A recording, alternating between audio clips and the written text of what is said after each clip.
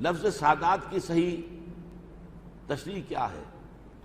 ویسے تو عربی زبان میں السید جو کہتے ہیں وہ صرف مسٹر کے معنی میں آتا ہے، لیکن یہ کہ بہرحال سادات کا ایک تصور ہے، اور حضور کی صاحبزادی حضرت فاطمہ رضی اللہ تعالی عنہا اور حضرت علی سے جو اولاد ہوئی، ان کے دو صاحبزادے حضرت حسن اور حضرت حسین، ان کی جو اولاد ہے انہیں سادات کہا جاتا ہے۔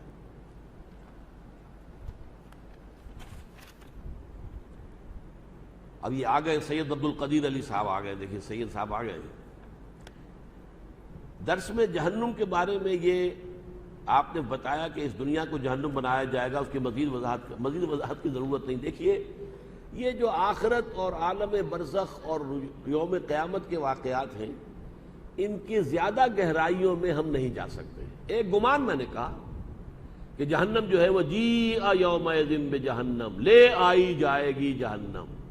کہاں لے آئی جائے گی؟ اذا دکت الارض دکا دکا وجاء ربک والملک صفا صفا وجیء یومئذ بجہنم یومئذ یتذکر الانسان وانى له الذکریٰ۔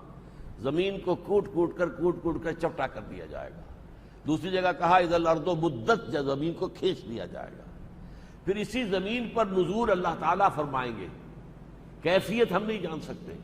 فرشتے آئیں گے، تمام انسان بھی کھڑے ہوں گے، لقد جئتمونا کما خلقناکم اول مرہ۔